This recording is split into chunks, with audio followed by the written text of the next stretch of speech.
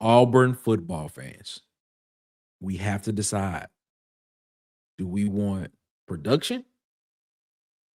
Do we want potential? Do we want both? Let's talk about it. Ladies and gentlemen, my name is Nick Frazier, and welcome to Water Cooler Talk Sports. And if this is your first time here at Water Cooler Talk Sports, thank you so much for coming around to Water Cooler and rocking with us, man. If you have not already, hit the subscribe button. We are on our way to 1,200 subs before the end of January 2026. So help us get to that goal there. If you are a returning viewer here at Water Cooler Talk Sports and you've come back for the 10th, 15th, 100th, 50th, 75th, however many times, man, we thank you so much for coming back. And if you have not already, please hit the subscribe button here on Water Cooler Talk Sports because we are going to keep going that way. Let's get into the video for today. And today's video, it's more of, it's not a reaction to the news of Cam Coleman entering the transfer portal. I did that yesterday. Did that video yesterday. And talked about the bigger picture of the Cam Coleman situation. But this video right here, this thought process that I have in my head is more about the stone cold numbers, the factual numbers that we can see, the value and the perceived value and what this coaching staff is looking for. So in this video, I kind of want to compare three receivers. And if you see you saw the thumbnail for this, so you know which three receivers we're going to be comparing. I want to compare what people are saying is the standard as the receiver in college football, which is Jeremiah Smith. I want to compare what Auburn just lost to the portal and Cam Coleman. And then KeShaun Singleton, the wide receiver at USF, who announced his intentions to enter the portal, what potentially can be at Auburn, and try to find the dichotomy between what Auburn just lost, what potentially can be, and financially how it makes sense for Auburn to have the guy that's potentially coming in, and it makes sense financially because of the production. So hopefully it makes sense to you all when we go through it. So let's start with the standard. The standard guy, Jeremiah Smith. Everybody says this guy's the standard. Everybody says he's a surefire first-round draft pick when he decides to enter into the NFL draft. 6'3", 233-pound wide receiver, true number one receiver. Everybody sees him play. Everybody says this guy is a can't miss prospect. And so far, what has he done? He's proven that he's a can't miss prospect. The potential of what was there, of what was being showed to him, and of what was being told us about him has been there, but also the production, which basically in his case basically tells us the value of what he believes he's worth is warranted. Listen to these numbers. This is 2025 alone. 80 receptions, 1,086 yards. He's averaging 13.6 yards per catch and 11 touchdowns. That's just for 2025 alone. For his career, he's only been playing 2 seasons. And by the way, all three of these guys have played 2 seasons of college football, all three of them. For his career, which has been the past 2 seasons, so far, because he still has games to play, so far, 156 receptions, 2,401 yards, averaging 15.4 yards per average, 26 touchdowns. This is the clear potential meets production, and now that potential and production marry each other, and it warrants what he believes he is worth on the market. It warrants that.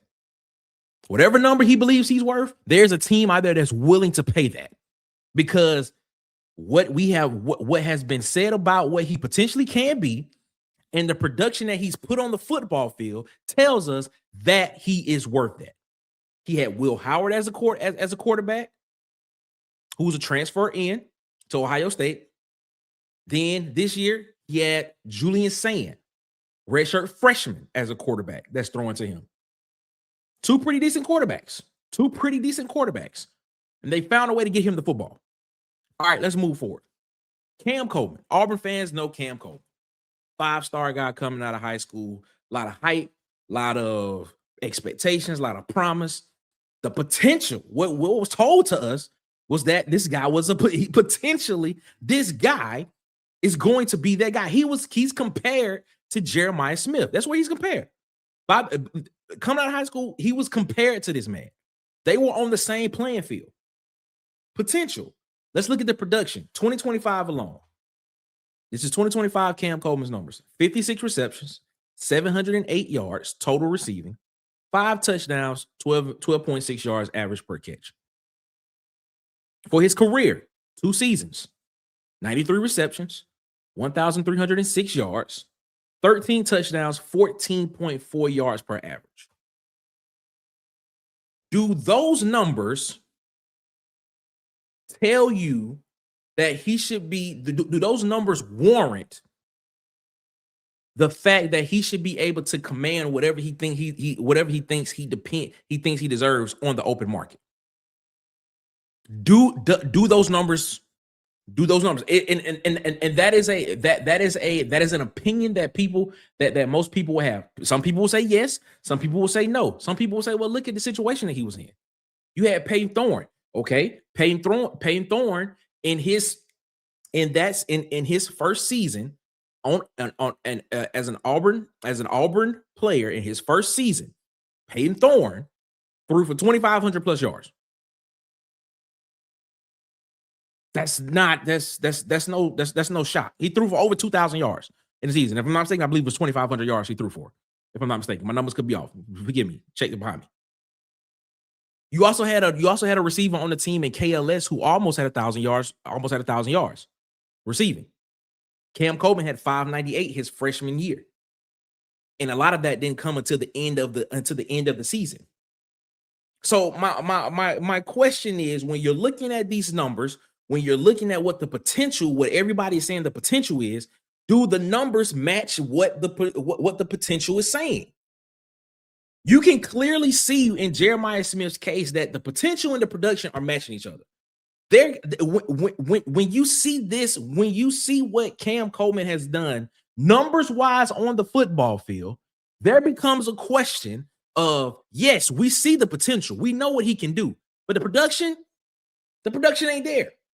And Auburn and there have been rumblings behind the scenes of Auburn fans in certain games and things of saying, Cam, you got to catch that football.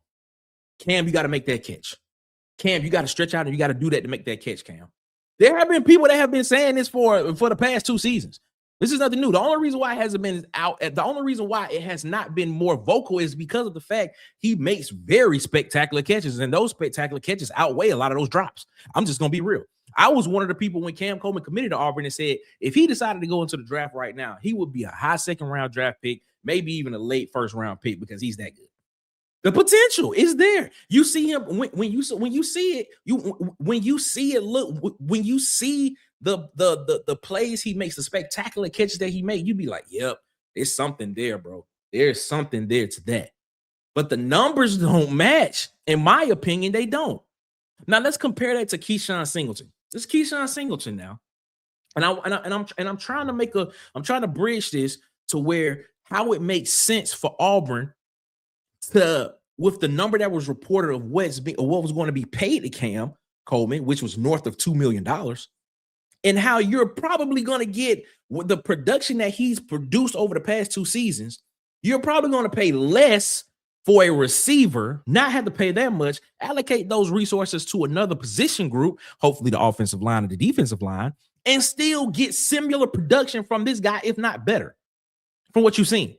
KeShaun Singleton, 2025 season, 50 receptions, 877 yards, 8 touchdowns, 17.5 yard per catch average. For his career, still 2 seasons he's only played college football. For his career, 76 receptions, 1,285 yards, 11 touchdowns, 16.6 yards per average catch per catch. If you remember the numbers that I just mentioned about Cam Coleman, they look very similar. There was not a lot of hype about KeShaun Singleton coming out of high school, but his production has shown that, look, hey, maybe we need to take a look at this guy. The balance, the scales are kind of like, okay, what? Okay, this dude can play. 6'3", 215 pounds. And he's putting up those kind of numbers. Similar to what the guy that just decided to enter the portal at Auburn, similar to those numbers. And I'm pretty sure if he decides to go to Auburn, he's not going to get $2 million. But you more than likely are going to see what he's produced on the football field. You more than likely are going to see those numbers, if not better, in the next season at Auburn. And you save money. This is not a piece. This is not anything to disparage a kid or anything like that. This is not that at all. This is just straight cold hard numbers and just cold hard the facts that you're looking at, and you saying, well, all right, here's the standard.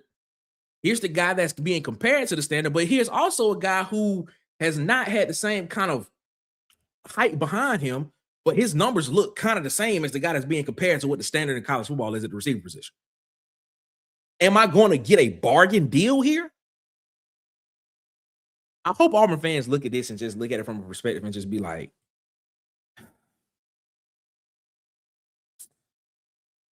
it probably will work out.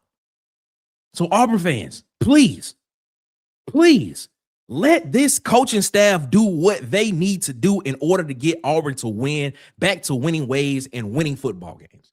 Because I trust you. If you've listened to me long enough on this show, on any show that I've done, whether it's the Up Tempo podcast with Dustin, whether it's Auburn Addicts with DC, whether it's SEC season with I got Tez, I've always talked about the process and the detail-oriented or the detail-oriented processes that Alex Golich and his staff always has. And they're building that. Let these folks work, man. Auburn fans, we have to stop getting attached to players. Yes, they chose Auburn.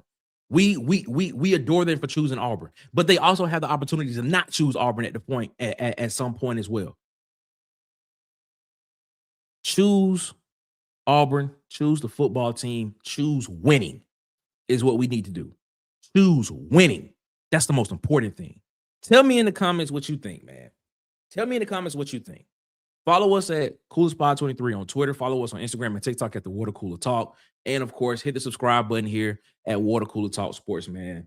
And help us get to that 1,200 subscriber mark before the end of January 2026, man. All right. It's been real. We'll see you on the next one. Y'all be easy. Y'all have a good one. All right.